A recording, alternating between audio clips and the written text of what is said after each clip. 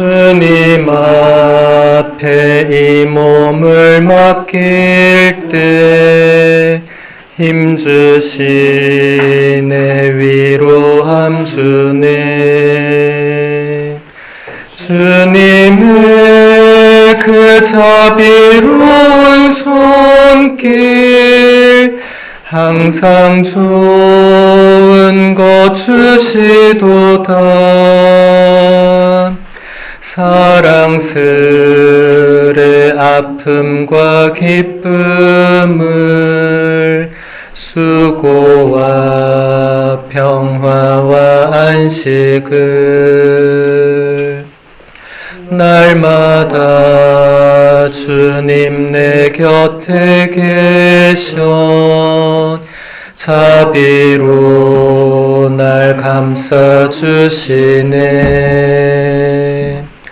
주님 앞에 이 몸을 맡길 때 힘주시네 위로함 주네. 어린 나를 품에 안으시사 항상 평안함 주시도다. 내가 살아 숨을 쉬는 동안 살피신다 약속하셨네. 네, 피정 마지막 강의가 되겠습니다.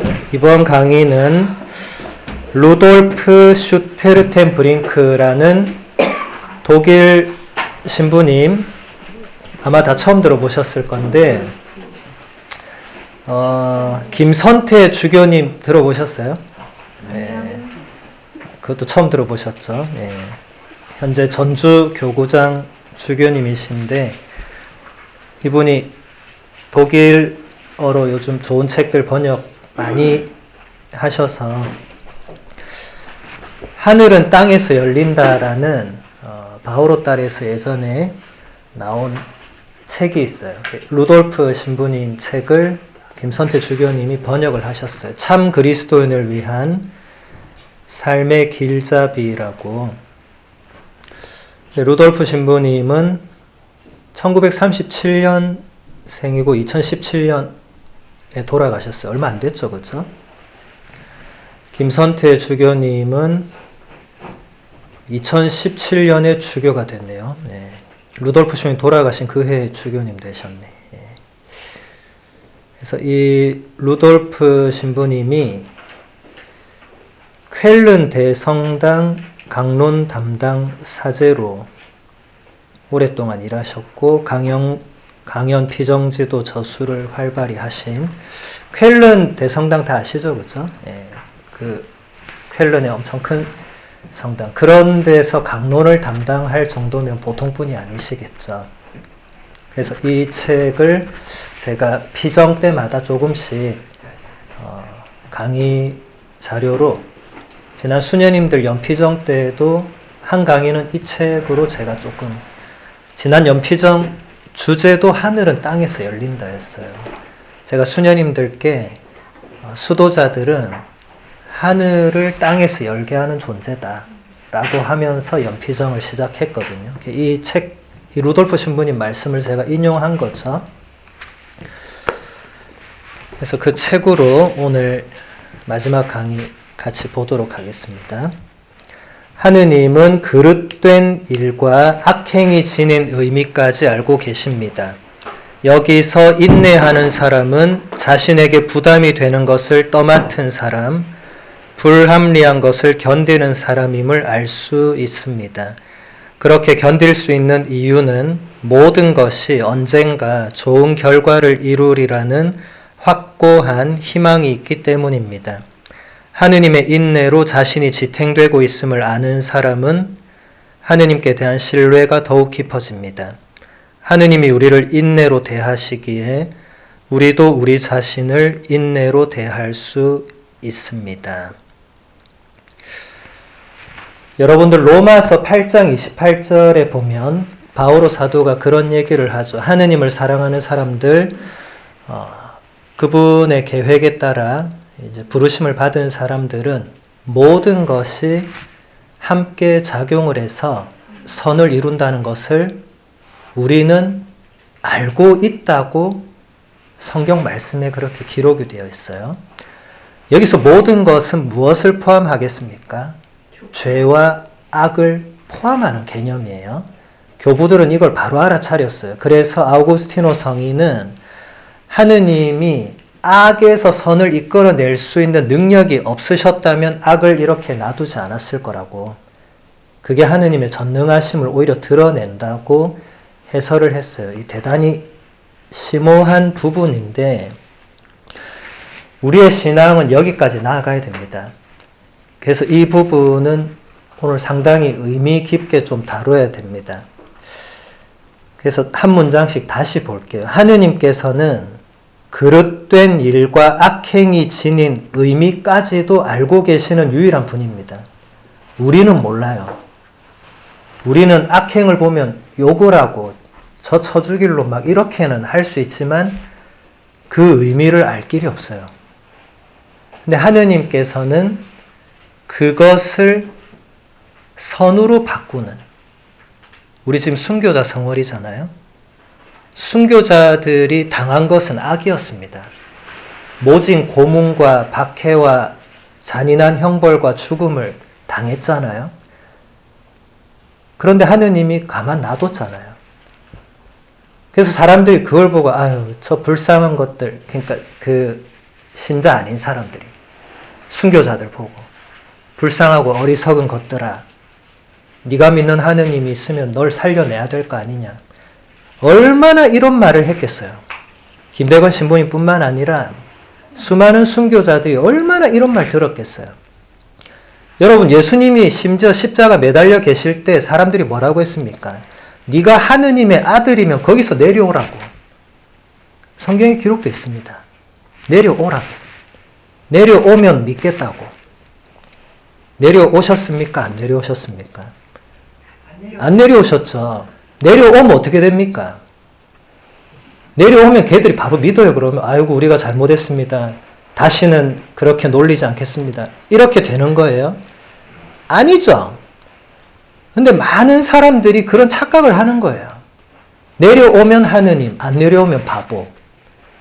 그런 논리로 예수님을 대했고 순교자들을 대한 거죠. 그럼 순교자들은 아무 생각도 없고 바보들이어서 아유 그래 나는 바본갑다 그러고 죽는 거예요. 그럼 우리가 순교자 성을 뭐하러 이렇게 지내고 순교자 성월기도 바치고 뭐 그렇게 할 이유가 뭐 있어요? 그 바보들을 왜 기억합니까? 이유가 있는 거죠. 순교자들은 그릇된 일과 악행을 당했습니다. 근데 그분들이 그냥 당하지 않았죠. 어떻게 당했죠? 예수님 말씀에 따라서 그걸 받아들였죠. 예수님 뭐라고 했죠? 누구든지 내 이름 때문에 고난을 받고 모욕을 받고 박해를 받으면 나중에 어떻게 된다고 했죠? 하늘나라에서는 상을 받게 돼 있다. 끝까지 견디는 이는 구원을 받게 돼 있다.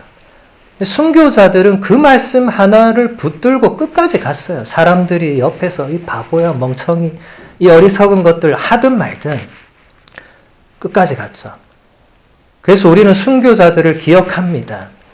그런데 그때 순교자들한테 바보라고 했던 사람들 중에 여러분이 기억하는 사람 누가 있습니까? 아무도 없습니다. 아무도. 누군지도 모르죠. 그냥 멸망했겠죠. 모르죠. 거기까지는 우리가 말할 수 있는 부분은 아니지만 어쨌든 그 의미를 하느님은 알고 계신다는 거죠.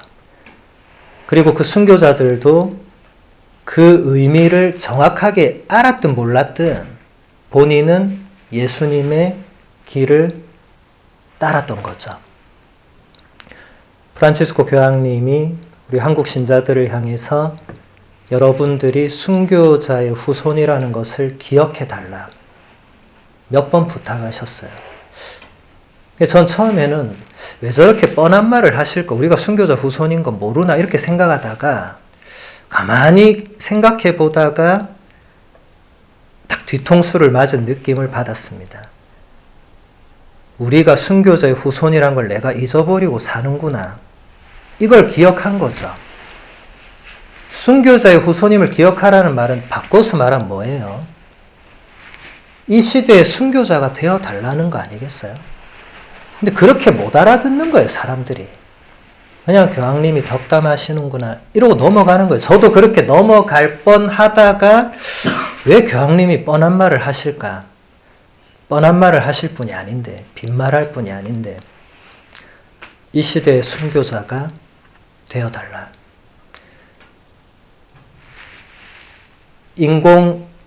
인공위성과 인공지능의 시대에 성체 조배하고 미사 드리고 묵주기도 하는 게 얼마나 어리석고 바보같이 보이겠어요?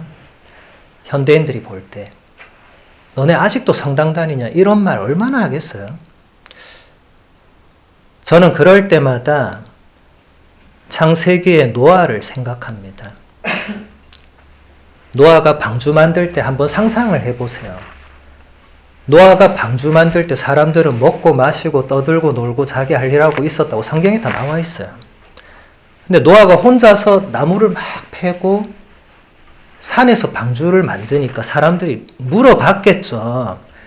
노아야, 너 뭐하니? 노아가 얘기했겠죠. 하느님이 방주를 만들으라고 나한테 명령하셨다.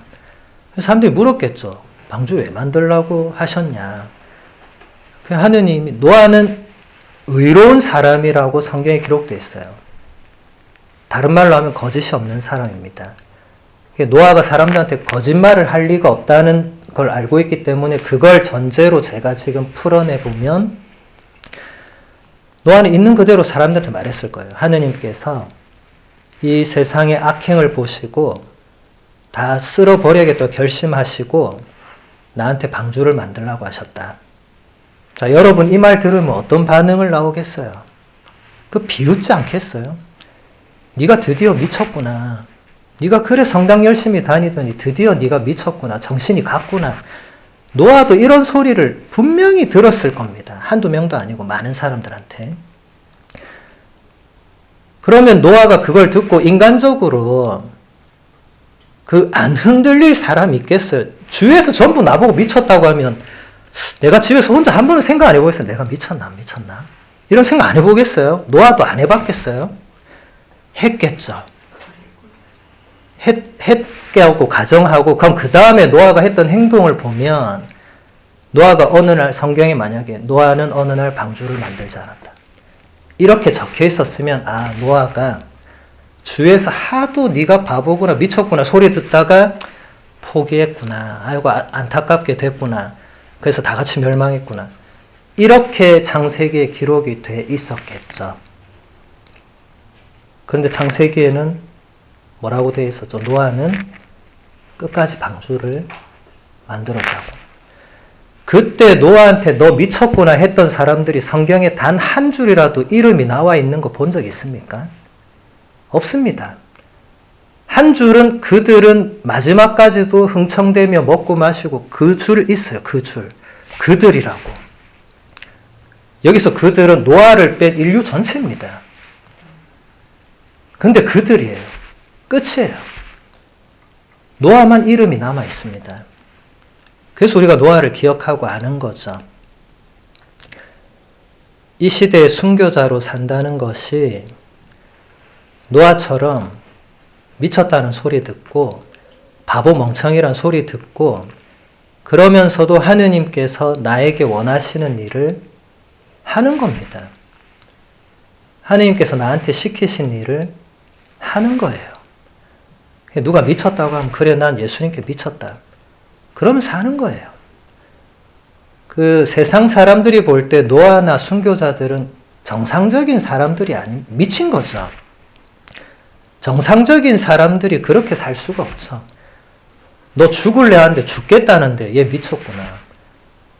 그냥 죽겠다는데. 그냥 예수님 안 믿는다고 한마디만 하라고. 그냥 십자가 한 번만 밟으라고. 그리고 나서 집에 가서 너 신앙생활 하라고. 그러면 되잖아요. 그래, 눈 한번 딱 감고 예수님 제가 한 번만 밟겠습니다 하고 나중에 평생을 헌신하겠습니다 해도 되잖아요. 근데 순교자들은 그렇게 안 했잖아요. 그냥 죽여라 했잖아요. 미친 거죠. 이 시대에 교황님께서 특별히 한국교회 신자들에게 순교자의 후손이라는 것을 기억해 달라고 부탁하시는 이유는 그런 많은 맥락이 그 안에 있는 겁니다. 교황님께서 한국교회에 거시는 기대가 그만큼 크신 거죠. 우리 한국교회는 여러분들이 아시겠지만 굉장히 특별하게 태어난 교회거든요. 자생적으로 스스로 자라난 교회입니다. 성직자도 없고 그리스도교란 게 전혀 없던 땅이었잖아요. 그런데 그것을 평범한 신자들이 중국에 가서 먼저 그것을 학문적으로, 이론적으로 접하고 그것을 이제 가져와서 처음에는 사제, 수도자 이런 개념이 없으니까 사제가 뭔지를 몰라가지고 거기 적혀있는 대로 미사도 신자들끼리 하고 막 기록이 다 있어요. 그걸 가성직 제도라고 해서 그 기록에 있습니다. 그만큼 뭘 몰랐어요. 그냥 그렇게 하면 되나 보다 하다가 그게 아니구나 해서 김대건 신부님과 최양업 신부님, 최방재 프란체스코 3명이 이제 신학교로 가게 됐죠. 그렇게 해서 시작된 우리 한국교회가 지금 벌써 200년이 넘었고 사제가 7,000명이 넘게 배출이 되었죠. 김대건 신부님이 1호고 제가 4,664번이라고 전에 누가 알려주더라고요. 근데 지금 7,000번 넘었으니까 제가 그래도 한 중반쯤 되는 것 같아요. 그런 건 안 적으셔도 돼요. 저는 몰랐는데 누가 찾아봤나 봐요. 한국 천주교 통계에서 순서가 있나 봐요. 리스트가. 왜냐면 그때 보니까 5,000번째 사제해서 서울교구 그 손호빈 신부가 나왔는데 저보다 2년 후배거든요. 나는 5,000번 안에 드나 보다 이렇게 생각했는데 누가 신부님 4,664번인데도 이렇게 그걸 또 어떻게 찾았어요? 그러니까 본인이 어떻게 찾았다고. 그래서 아무튼 그건 전혀 중요한 건 아니고 어쨌든 다시 여기 본문을 돌아오면 그래서 그 다음 문장 인내하는 사람은 자신에게 부담이 되는 것을 떠맡고 불합리한 것을 견뎌내는 사람이다. 그렇게 할 수 있는 이유는 모든 것이 언젠가 좋은 결과를 이루리라는 확고한 희망을 가지고 있기 때문에. 그러니까 하느님께서 지금 내가 겪고 있는 이 불합리함, 이 고통, 이것에 대해서 하느님만이 아시는 뭔가를 해 주실 거라는 그 믿음과 희망이 우리를 견디게 한다. 이게 신앙인입니다. 그래서 그 수많은 순교자들이 그 모진 박해와 고문을 끝끝내 견딘 거예요. 견디다 돌아가시거나 견디기도 전에 그냥 잔인하게 돌아가시거나 아니면 끝까지 견뎌내는 거예요. 어제 우리가 기념했던 오상의 비호 신부님이 예수님의 5 상처를 이렇게 받았다고 했잖아요. 매일 피를 흘리시니까 전 세계에서 그걸 보려고 사람들이 몰려와서 그 피에트렐치나라는 가보신 분들 알겠지만 지금도 이태리 남부 끄트머리 시골 동네예요. 비호 신부님 아니면 거기 평생 사람들 갈 일도 없는 동네예요. 거기에 얼마나 많은 사람들이 왔겠어요. 비호 신부님 한 분만 보려고. 옷자락 한 번만 손대 보려고. 그 피 나는지 안 나는지 그거 한 보려고. 그리고 이분을 통해서 자꾸 기적이 일어나니까 이제 사람들이 그것까지 보려고. 미어 터지게 오는 거예요. 미어 터지게. 그러니까 비호 신부님을 가만두지 않겠죠.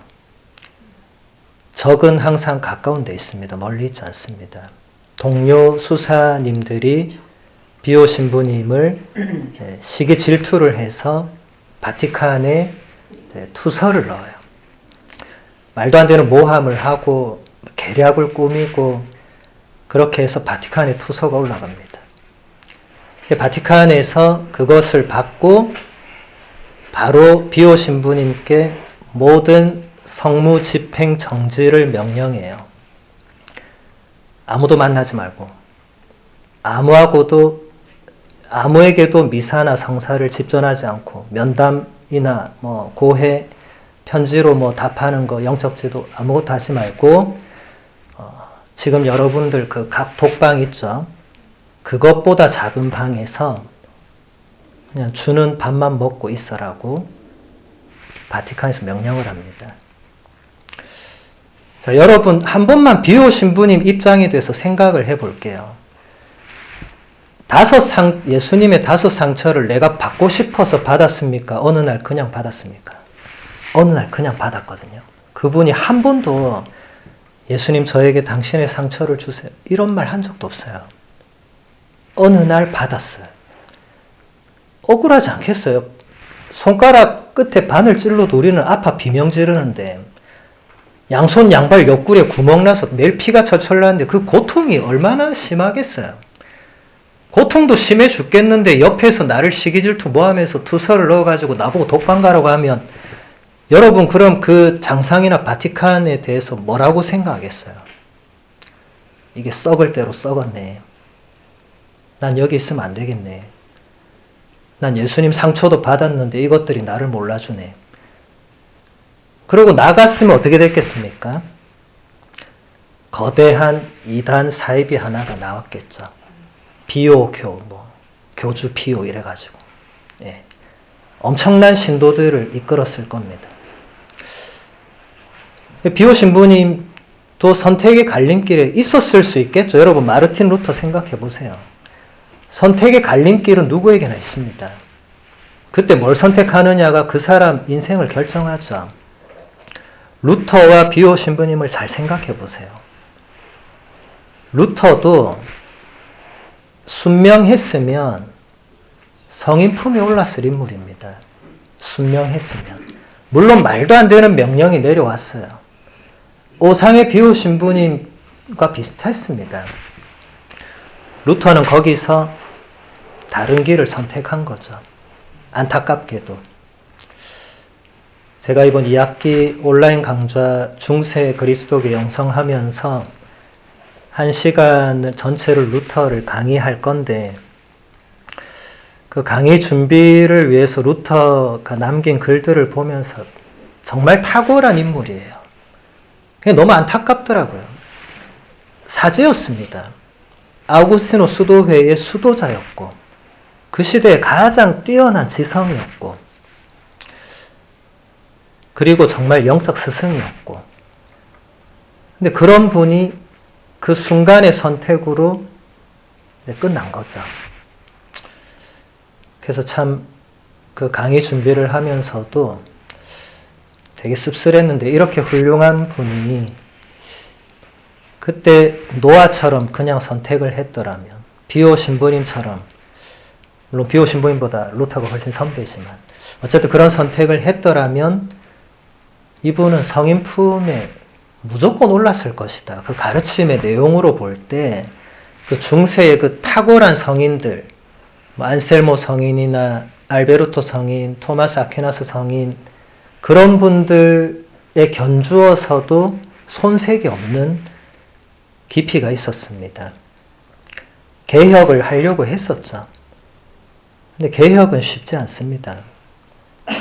개혁을 하려면 본인이 죽어야 됩니다. 루터도 본인이 죽을 수도 있었죠. 루터 이전에는 개혁하려던 인물들이 불에 타 죽었어요. 후스 같은 인물들 떠올려 보시면 루터보다 얼마 전에 죽었거든요. 루터도 생각을 했을 거예요. 순교자들하고 비슷한 거예요. 본인이 계속 이대로 나가면 잘못하다가는 불에 타 죽을 수도 있는 거예요. 이제부터는 그 뒤부터는 사실 아무도 모릅니다. 본인이 루터가 아닌 이상 개신교 아무리 뛰어난 목사님도 루터가 그 뒤에 무슨 생각으로 어떤 결정이 몰라요.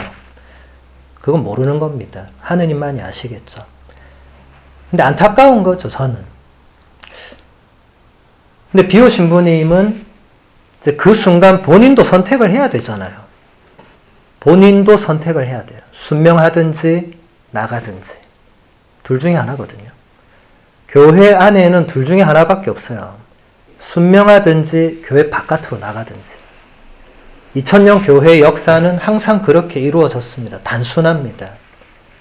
순명해서 교회 안에 있든지 나가든지. 교회가 아무리 썩은 것 같아도, 아무리 엉망인 것 같아도 교회가 2000년 동안 이어져 온 거는 그냥 우연히 운이 좋아서 그렇게 온 거 아니거든요. 비오 신부님도 그 순간 선택의 갈림길에 분명히 놓여 있었을 것이고, 비오 신부님이 선택한 길은 말도 안 되는 명령이지만 순명한 거였어요. 그래서 비오 신부님은 그때부터 2년 넘는 시간을 모두와 차단된 상태로 혼자 독방에 계셨습니다. 2년 조금 더 되는.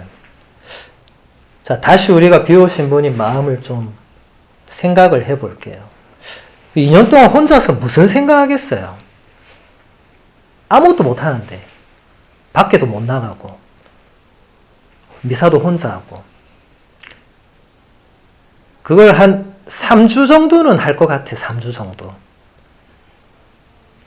저도 이튼타운 성당에서 3년 동안 지금 미사 혼자 하고 사는데, 근데 이튼타운 성당은 제가 갇혀있는 게 아니죠. 이렇게 오잖아요, 여기에. 비오 신부님 여기 못 오는 거예요. 못 나가는 거예요, 거기서. 저는 제가 만약에 순명을 처음에는 했다가도 한 3주쯤 지나면 안 될 것 같은 생각이 들더라고요. 그 사람이 어떻게 그것을 받아들일 수 있겠어요? 인간적으로 억울하고 분하고 본인은 아무 잘못도 안 했는데 옆에서 뒤집어 씌운 거를 바티칸이 어쨌든 조사를 해야 되니까 조사 기간 동안 모든 걸 못하게 한 건데, 근데 그걸 혼자서 견뎌냈는데, 그 혼자서 견뎌낼 수 있는 힘이 어디서 그럼 나왔겠어요? 그분은 예수 그리스도를 볼 수밖에 없었잖아요. 여러분, 억울한 걸로 치면 예수님보다 더 억울한 사람이 세상에 있겠습니까? 없겠습니까? 본인 죄가 아닌데 죄를 뒤집어 쓴 거잖아요. 인간인 이상 죄를 짓지 않을 수 없기 때문에 그래서 제가 이렇게 말씀드릴 수 있는 겁니다. 우리는 아무리 억울해도 본인도 어디선가 죄 짓거나 잘못한 게 있을 수 있잖아요. 근데 예수님은 그분이 어디선가 우리 모르게 죄 짓거나 잘못한 게 없잖아요. 근데 죄는 다 뒤집어 쓴 거잖아요. 비오 신부님도 그 독방에서 할 수 있는 것은 예수님만 바라보고 견뎌내신 거죠. 근데 그 이야기가 여기 지금 있는 겁니다. 하느님께서 이 시간의 의미를 알고 계신다고 믿었기 때문입니다. 이 시간이 인간적으로는 굉장히 말도 안 되는 시련이고 고통이고 억울한 상황이지만 하느님께서 알고 계신다는 거죠. 비오 신부님은 끝내 다 복권되었습니다. 복권되었을 뿐만 아니라 복자품, 성인품에 다 오르셨죠. 그분이 3주 만에 독방을 뛰쳐나갔거나 처음부터 난 독방 안 가겠다고 했으면 제2의 루터가 됐겠죠. 루터보다 더 엄청난 교우 하나 만들었을 수도 있어요. 그래서 그 다음 문장을 보면 하느님의 인내로 자신이 지탱되고 있음을 아는 사람은 하느님께 대한 신뢰가 더욱 깊어집니다. 하느님이 우리를 인내로 대하시기에 우리도 우리 자신을 인내로 대할 수 있다. 어제 제가 얘기했던 그 하느님의 자비로 매 순간을 살아간다고 했던 그 같은 맥락이죠. 하느님이 나를 참아주시기 때문에 내가 지금 살고 있다고 여러분 그렇게 생각하는 사람들 계십니까? 하느님이 나를 참아주시니까. 여러분 이때까지 저질러 온 죄와 부끄러운 일들을 생각해 보세요. 아마 다 생각도 안 날 거예요, 이제. 너무 많아서 어떻게 다 생각을 하겠어요. 생각하다 보면 이 나의 비참함에 이게 내가 감당이 안 될 건데. 근데 하느님께서 그런 나를 계속 참아주셨다는 거예요. 나는 알잖아요, 솔직히. 다른 사람은 몰라도 나는 알잖아요. 근데 하느님이 그런 나를 참아주셨다는 것은 그걸 깨달은 사람은 본인이 받는 어떤 불합리함, 본인이 받는 시련이나 고통, 하느님을 믿는 데서 오는 그런 힘겨움을 받아들일 수 있죠. 아니, 당연히 받아들여야 되겠죠. 본인이 잘못한 걸 생각하면 본인이 받는 시련에 대해서 그거를 사실 우리가 따질 수는 없지만 우리는 그 누구도 나는 그 정도 고통을 받을 만큼 죄짓지 않았다. 이런 말 할 수 있는 사람이 어디 있겠어요? 그런 말은 쉽게 할 수 없는 말이죠. 그래서 여러분들이 하느님께서 나를 참아주신다. 그럼 하느님께서 나만 참아주시는 분이냐? 아니겠죠. 하느님께서 너도 참아주신다. 하느님께서 그 사람도 참아주신다. 조금 더 나가면 하느님께서 저 악한 놈들도 참아주시는 거예요. 우리가 보기에는 저 바로 죽어야 될 놈들이 희희낙낙거리면서 잘 살잖아요. 저 귀신은 저런 거 안 잡아가나? 하느님은 왜 저런 걸 가만 놔두나? 분노를 터뜨릴 때 하느님의 자비가 그만큼 크고 넓다는 거겠죠. 그리고 하느님께서 나 같은 것도 참아주시는데 저런 악인도 참아주시는 아버지시구나. 그렇게 생각하시면 좋겠죠.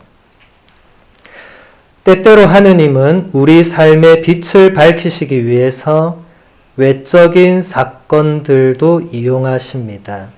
우리는 책을 읽거나 기도를 바치다가 갑자기 글귀의 의미가 명확해질 때 이것을 하느님이 나에게 주시는 말씀으로 느낍니다. 곧 그분께서 오직 나를 위해서 쓰신 글이라는 인상을 받습니다. 자, 이것도 굉장히 구체적이고 중요한 설명이에요. 하느님께서 당신이 나와 함께 계신다는 그 현존의 표징을 가르쳐 주시려고, 보여주시려고 뭔가를 이용하시는데, 제가 어제도 얘기했잖아요. 그분은 만물을 통하여 계신다. 우리는 모든 것을 통해서 하느님을 만나고 느낄 수 있습니다. 이제 그런 몇 가지를 지금 얘기하는 거죠. 책을 읽다가 어떤 문장이 팍 읽는데, 이거는 정말로 하느님이 지금 내 상황을 딱 바로 아시고 하시는 말씀이라고 느끼는 경우가 있다면 그건 그대로 맞는 거예요. 하느님께서 그 책을 이용하셔서 우리에게 말씀하시는 거예요. 기도를 바치다가 갑자기 글귀 의미 명확히 다 마찬가지입니다. 근데 문제는 그럼 우리가 성경 읽고 영적 독서 읽고 또 좋은 말씀 읽고 카톡으로 좋은 게 오고 맨날 그런 거 보는데 왜 하느님 나한테는 이걸 통해서 말씀 안 하시나? 이럴 수 있죠. 이거는 하느님이 문제입니까? 내가 문제입니까? 내가 문제죠. 하느님이 문제 있는 분이라고 하는 순간 우리는 교회를 떠나야 되죠. 내가 문제죠. 내가 무슨 문제가 있을까? 이렇게 생각했는데 대부분은 사람들이 하느님 나한테는 왜 안 주세요? 쟤는 맨날 뭐 받는다는데. 이런 말도 안 되는 논리를 펼쳐서 하느님께 대드는 경우들이 있을 수 있어요. 여러분 성경을 읽을 때도 성경 안에서 하느님 말씀을 못 알아듣는 게 하느님 때문입니까? 나 때문입니까? 나 때문이죠. 내가 성경 공부를 전혀 안 했는데 어떻게 그걸 바로 알겠어요? 2000년, 3000년 전에 쓰여진 히브리어 그리스어로 쓰여진 걸 어떻게 한글로 번역만 했다고 한 줄 읽자마자 이게 하느님 말씀이구나. 누가 그렇게 됩니까? 안 되죠. 우리 사제들도 신학교에서 10년을 공부하고 신부대에서도 계속 공부해도 이 의미를 알까 모를까 이게 참 어렵구나 이러고 있는데 아무 공부도 안 하고 뭐 배경 지식도 없이 사전 준비도 없이 그냥 성경 읽다가 이런 말도 안 되는 쓰레기 같은 책이네 하고 갖다 버리는 이런 오류를 많은 사람들이 지금도 범하고 있죠. 심지어 우리 가톨릭 교회의 가장 위대한 성인 중에 한 명인 아우구스티노 성인도 회개하기 전에는 이런 오류를 범하고 성경을 갖다 버렸어요. 읽어보니까 너무 조잡해가지고 도저히 읽을 수가 없는 거예요. 갖다 버렸습니다. 실제로. 그리고는 만이교라는 이단에 가서 한 10년을 몸담아요. 그래서 여러분 이런 게 위험한 거예요. 본인이 제대로 공부하거나 배우거나 깨닫지도 못한 상태에서 이런 논리를 펴는 거예요. 하느님이 계신다면 어떻게 이런 일이 있을 수 있나? 아우구스티노가 펼친 논리랑 똑같습니다. 하느님이 계시다면 어떻게 구약에 이런 사건들이 있을 수 있나? 그러면서 진리의 말씀이 담긴 책을 버리고 이단으로 가요. 그런 일은 오늘날에도 일어나는 일입니다. 그리고 오늘날 수많은 사람들이 그 논리에서 벗어나지를 못해요. 하느님이 계신다면 왜 아프리카에 아이들이 굶주리고 있나? 인간이 문제인 건 아무 거기서 얘기를 안 해요. 인간들이 가만히 있는 거는 아무 말도 안 해. 그럼 하느님이 모든 걸 다 해야 됩니다. 하느님이. 그럼 인간은 뭐 합니까 그러면? 그냥 가만히 있으면 되는 거예요? 그냥 로봇처럼, 그냥 인형처럼, 허수아비처럼 그냥 그렇게 살면 되는 거예요? 그거 아니잖아요. 그런 자기 논리 요만한 거 딱 만들어가지고 하느님이라는 이 전능하신 분이 여기 못 들어오면 이분이 없는 거라는 이거는 좀 유치원생들이나 초등학교 저학년들이 그렇게 하면 이해할 수 있어요. 아직 이게 요거밖에 아닌 상태니까 네가 좀 더 커서 네가 알게 되면 근데 어른들이 이렇게 한다. 어떻게 할 수 없는 거예요. 말해도 안 되는 거예요. 이 틀을 깨지 않으면 그 사람은 죽을 때까지 하느님을 만날 수 없습니다. 그 다음 계속 볼게요. 책을 좋아하는 사람은 친구가 없다고 말할 수 없습니다. 그는 책을 통해 일상에서 빠져나옵니다. 책은 지식과 통찰, 기쁨과 다양한 운명에 이르는 길입니다. 우리는 책에 몰입하며 다른 세상을 만납니다. 책은 가치를 언급할 수 없을 정도로 값진 여행을 제공합니다. 책을 좋아하는 사람은 책의 섭리가 있음을 체험합니다. 이것을 어떻게 이해할 수 있을까요? 결정적이거나 위기의 순간에 우연히, 지금 신부님은 우연히에 그 따옴표를 쳐놨어요. 우연이 아니란 거죠. 다시 읽어볼게요. 결정적이거나 위기의 순간에 어떤 책을 손에 넣는 경우가 있습니다. 그런데 그 책이 완전히 새로운 세상을 보여주며 가장 훌륭한 조언자 역할을 하는 것입니다. 이어서 조금 더 읽어볼게요. 바로 로욜라의 이냐시오 성인이 이것을 체험했습니다. 피상적으로 살던 그는 병상에 누워있을 때 책 한 권을 읽게 되었습니다. 그 책에서 프란치스코와 도미니코 성인을 만난 그는 그들이 할 수 있었던 것은 나도 할 수 있다 라고 말하면서 철저하게 새로운 삶을 시작합니다. 이와 비슷한 일은 에디트 슈타인 성녀에게도 일어났습니다. 자신이 가야 할 길을 찾고 있던 그녀는 어느 날 저녁 친구의 서재에서 아빌라의 데레사 성녀가 쓴 책을 발견하고 밤을 꼬박 새우며 읽고 나서는 아침에 이것은 진리다 하고 외쳤습니다. 책 한 권이 인생을 바꾼다는 말이 성인 성녀들에게 그대로 적용된 사례를 지금 소개해 주는 거예요. 로욜라 이냐시오 성인, 그 전에 방탕하게 젊은 시절을 살았죠. 그런데 병상에 누워있을 때 책 한 권을 읽었는데 그 책에서 아시시 프란치스코 성인과 도미니코 성인을 알게 되면서 완전히 인생이 달라지고, 에디트 슈타인 성녀도 전혀 성녀 쪽에 이분은 철학자였어요. 일반 철학자. 지금도 일반 철학자로 분류도 되는 분입니다. 근데 이분도 아빌라의 데레사 성녀의 책을 읽고 완전히 일반 철학자에서 하느님을 만나기 위한 도구로 이제 철학을 받아들이게 되죠.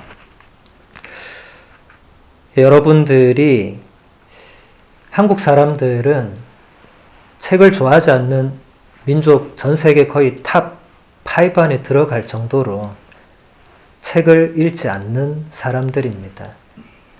저는 이걸 대단히 우려스럽게 생각하는데, 한국은 지구상에서 문맹률이 가장 낮은 나라예요. 글자를 못 읽는 사람이 거의 없는 나라입니다. 그런 나라가 잘 없어요. 대부분 국가들은, 심지어 미국도 글자 못 읽는 사람 많습니다. 근데 한국 사람은 글자를 못 읽는 사람은 없어요. 그런데 안 읽는 사람은 너무 많아요. 근데 저는 못 읽는 거와 안 읽는 거는 한 글자 차이인데, 못하고 안이잖아요. 한 글자 차이인데 이게 실제로 무슨 차이가 있을까? 그런 생각을 하게 됩니다. 못 읽어서 안 읽는 거랑 안 읽어서 안 읽는 거랑 무슨 차이가 있나? 결과적으로 어떻죠? 둘 다 안 읽는 거잖아요. 결과로 볼 때. 나는 글자는 읽을 수 있지만 책을 안 읽어. 근데 글자를 못 읽어서 책을 안 읽는 사람하고 결과는 어떻습니까? 똑같습니다. 문맹률이 전 세계에서 가장 낮으면 뭐합니까? 성인 독서율은 전 세계에서 거의 꼴찌 수준입니다. 이게 무엇을 말해주는가? 그거는 문맹률이 꼴찌 나라하고 도대체 뭐가 다른 건가? 결과적으로 보면 그렇잖아요. 그래서 여러분들 책을 읽지 않고 다른 데서 뭔가를 자꾸 끄집어내는, 물론 책이 아닌 곳에서도 진리를 발견할 수 있고 하느님을 만날 수 있고, 성인 성녀 중에도 글자 못 읽었던 분들도 있고 다양하지만, 적어도 여기 계신 분 중에 글자를 못 읽는다거나 그런 분은 안 계실 거라고 생각합니다. 네. 그런데 책을 읽지 않는다. 물론 이제 여러분들 연세가 있으시니까 돋보기도 끼셔야 되고 뭐 그런 어려움이 있겠죠. 근데 여러분, 순교자들 다시 한번 떠올려 볼게요. 순교자들은 읽고 싶어도 못 읽었던 게 책이었습니다. 성경이나 성인 성녀들의 책을 읽고 싶어도 못 읽었어요. 그렇게 읽고 싶어도. 근데 지금 우리는 마음만 먹으면 본인 집에 가보세요. 서재에 꽂혀있는 책 보세요. 성경뿐만 아니라 좋은 영적 독서책이 엄청나게 꽂혀있을 거예요. 근데 그거 안 보는 거예요. 장식용으로 착 이렇게 해놓고 누가 오면 착 이렇게 자기 서재를 보여주는 거예요. 안 읽으면서. 그 안 읽으면서 꽂혀있는 그거는 쓰레기하고 별 차이 없는 겁니다. 평생 안 읽고 버릴 거 아니에요. 결국은 버립니다.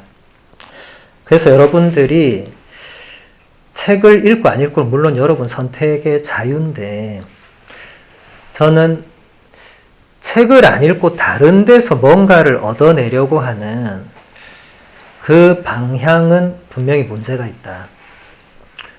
특히 뭐 아침에도 잠깐 뭐 유튜브 이런 거 얘기했지만, 그 인터넷이라는 게 책하고 다르잖아요. 책은 그냥 낼 수 없어요. 이것은 검증이 돼야 돼요. 특히 가톨릭 서적은 이 교구 혹은 교황청의 인준을 받아야 돼요. 그게 무슨 말이냐면, 이 책 한 권도 이걸 누가 미리 다 읽어봐요. 여기 안에서 문제가 되는 혹은 우리 교리에 맞지 않는 그런 내용이 있으면 출판이 안 됩니다. 인터넷에 그런 게 있습니까? 없습니까? 없죠? 그래서 제가 아침에 신부님, 수녀님 유튜브라 하더라도 조심하라고. 왜냐하면 거기서는 인준이 없어요. 본인이 무슨 말을 하더라도 괜찮다고 생각하는 분들이 계시다면 위험한 거거든요. 교회의 테두리가 있어요. 교회가 정해놓은 교리가 있어요. 그걸 해석하는 정도의 범위가 있어요. 이 선을 넘나드는 것은 위험한 거거든요. 이단과 사이비가 하루아침에 나오는 거 아닙니다. 이단, 사이비 역사를 보면 가장 교회 안에 깊숙이 있었던 사람들이 이단이나 사이비가 되는 경우도 많아요. 요즘도 그런 일이 일어납니다. 그래서 여러분들이 항상 조심해야 됩니다. 근데 적어도 책으로 뭔가가 나왔을 때 이렇게 공식적으로 뭐 바오로 딸이다, 가톨릭 출판사다 이런 데서 이렇게 책이 나오는 것은 그것은 교회가 공식적으로 인정을 한 겁니다. 이 책은 신자들에게 읽어도 유익하다.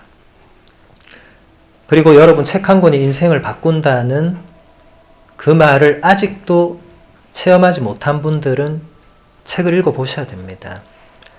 아직 책을 통해서 내가 바뀌는 이런 체험을 못한 거예요.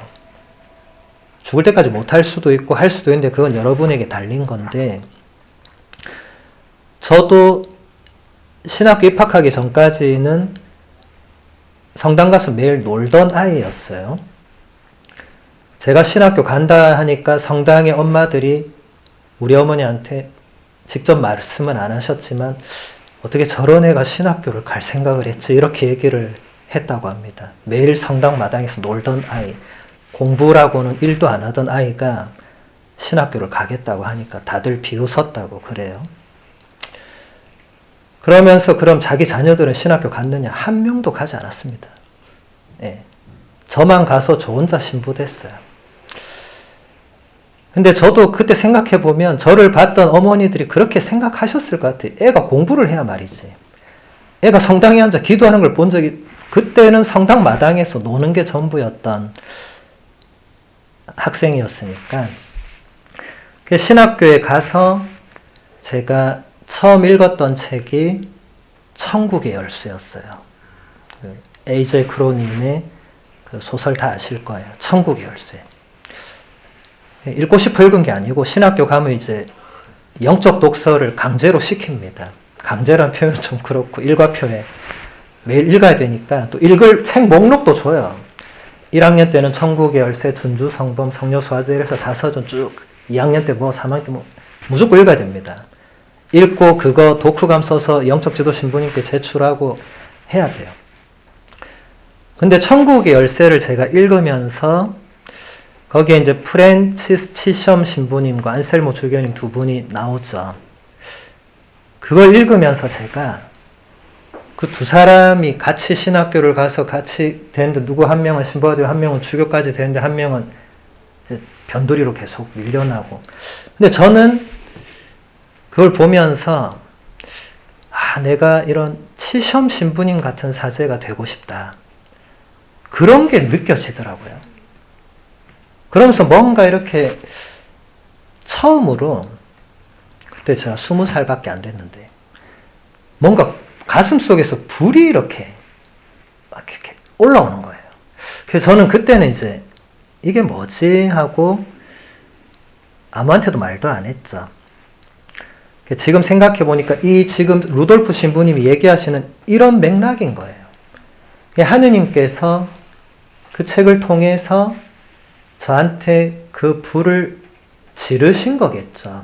저는 몰랐지만 그냥 이게 뭐지 이랬지만 그 다음에 저한테 강하게 또 왔던 책이 성녀수아데레사 자서전이었어요. 성녀수아데레사는 15살에 수도원에 입회해서 24살에 돌아가셨어요. 세상 사람들이 볼 때는 너무 어리석은 생을 살다 가신 거죠. 근데 그 자서전을 읽는데 수아데레사 성녀가 본인도 불을 얘기하는 거예요. 본인의 내면에 이 불이 타오르는 이걸 얘기하는 거예요. 그래서 제가 자서전 읽으면서 이 불이 내가 느끼는 그 불인가? 20살이니까 뭐 모르잖아요. 근데 그런 과정들, 그런 것들이 이제 점점 쌓이고 하면서 그렇게 깊어지고 하느님을 만나게 되는 거죠. 그래서 여러분들 영적 독서는 아무리 강조해도 지나치지 않습니다. 어제 봤던 호세 마리아 에스크리바 성인도 그 길이라는 책에서 한 챕터 전체를 영적 독서에 할애했어요. 그 정도로 중요하다고. 그 성인은 뭐라고 했냐면 이 시대에는 영적 독서 1시간이 기도 1시간하고 똑같다 그랬어요. 성처조배 1시간 하는 거나 영적 독서 책 읽는 거나 똑같은 거다. 저는 그 의미가 뭔지를 알아요. 근데 책을 싫어하는 사람들은 그런 말 들으면 안 좋아하겠죠.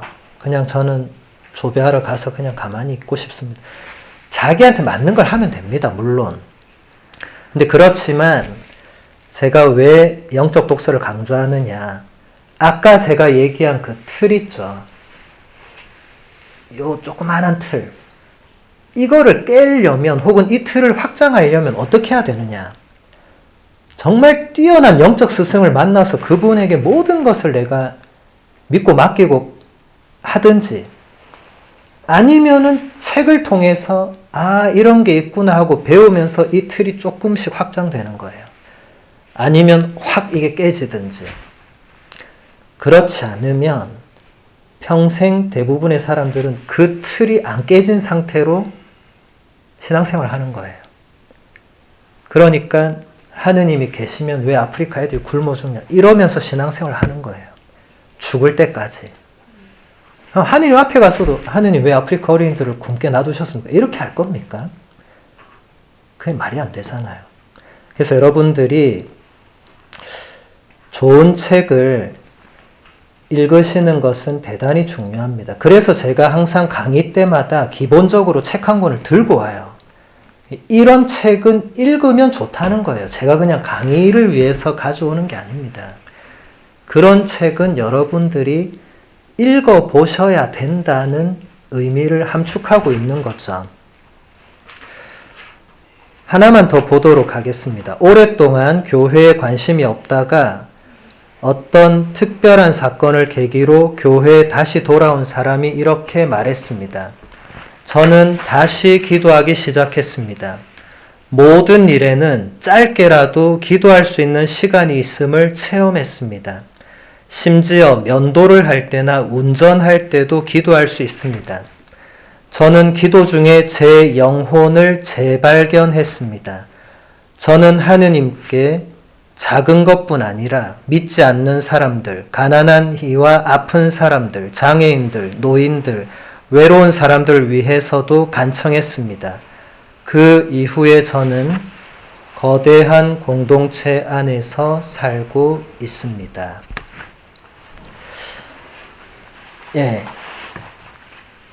오랫동안 교회에 관심이 없다가 다시 돌아온 탕자겠죠, 이제. 오랫동안 냉담하다가 돌아온 탕자.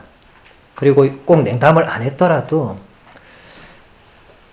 이런 체험들이 있을 수 있어요. 근데 이 사람은 뭐 어떤 이유인지 모르지만 하느님과 교회를 떠나 있다가 어떤 사건을 계기로 하느님께서 계시는구나 하면서 다시 돌아와서 다시 기도를 시작했을 때 이런 게 있구나 하고 느낀 거예요. 그래서 여러분들 다시 시작하는 걸 두려워하지 마세요. 다시 시작하는 것을 그 앞에서 멈춰서 내가 또 이걸 해야 되나 말아야 되나 그러고 있다 보면 시작이 안 되는 거죠. 기도를 아예 손 놓고 계신 분들 어디서부터 기도를 시작해야 되나 할 때 그래서 제가 자꾸 예를 드는 게 아침 기도, 저녁 기도. 아까 우리 아침 기도 할 때 1분도 안 걸렸거든요. 1분도. 그거부터라도 해봐라고 제가 말씀드리는 거예요. 그런 분들한테. 어디서부터 다시 시작해야 될지 모르겠다.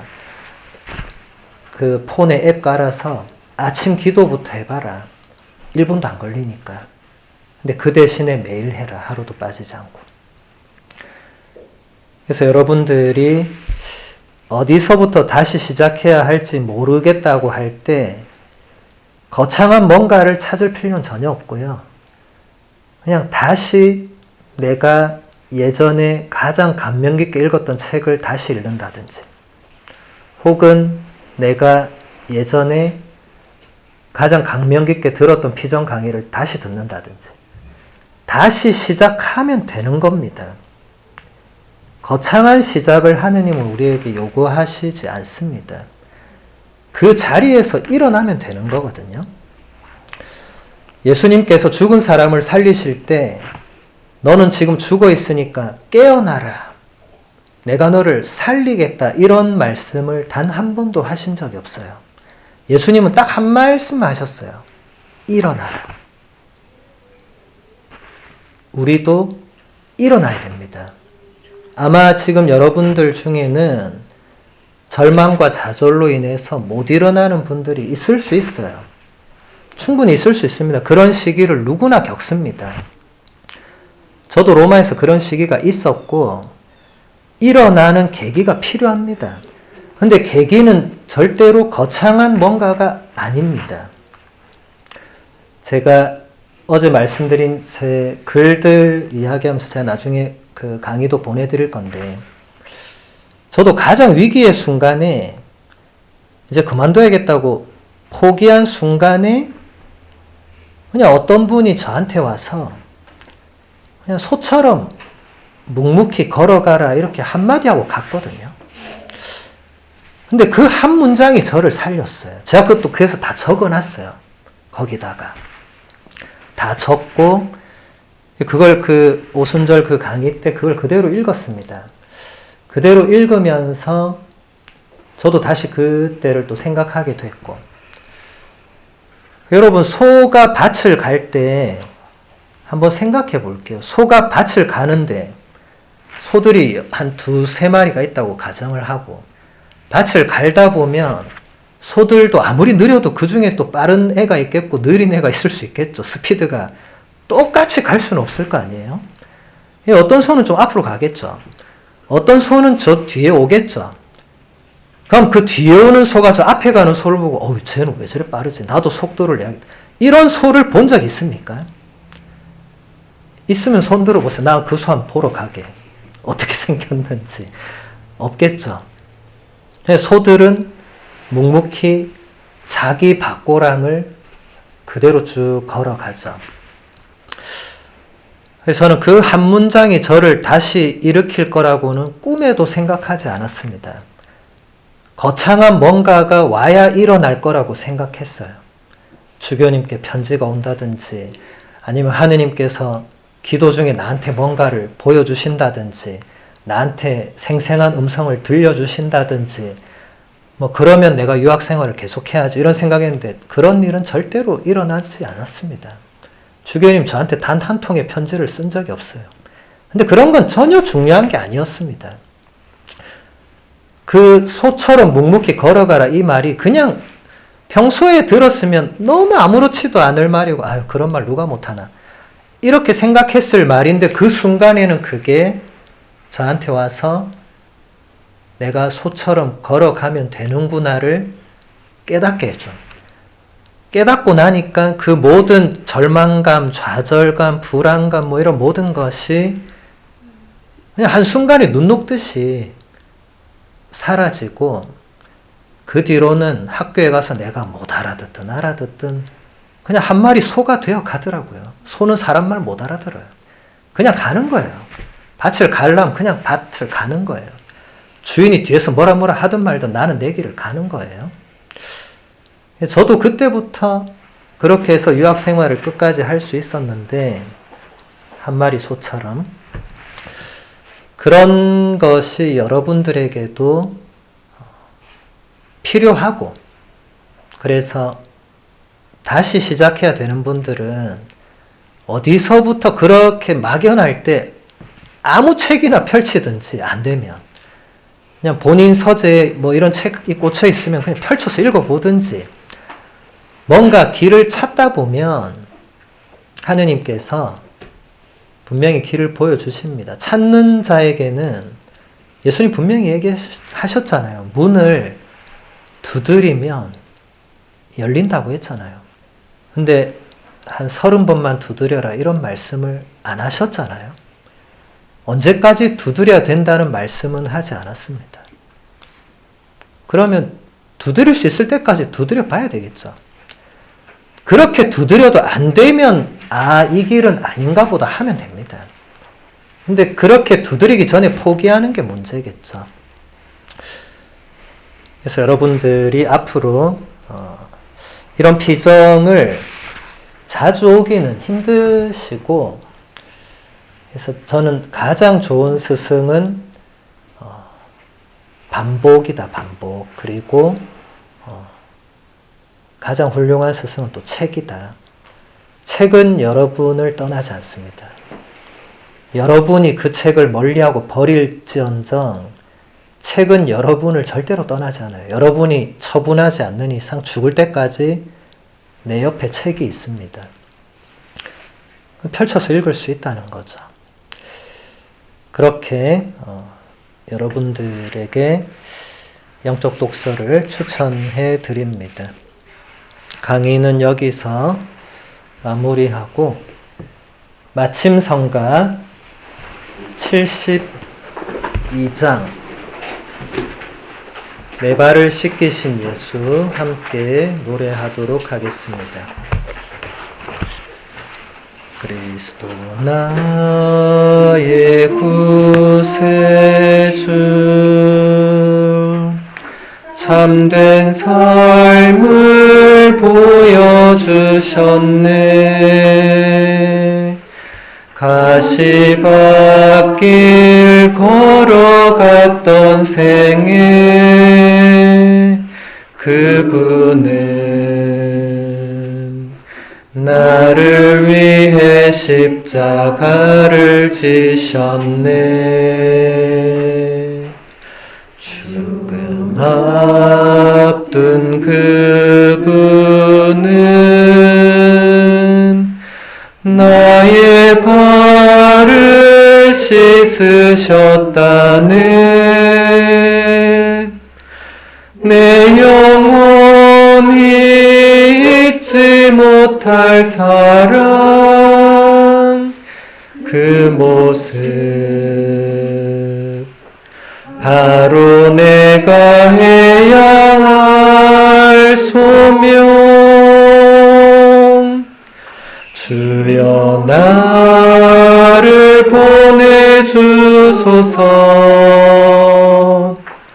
당신이 아파하는 곳으로 주여 나를 보내주소서. 당신 손길 필요한 곳에 먼 날 당신 앞에 나설 때 나를 안아주소서.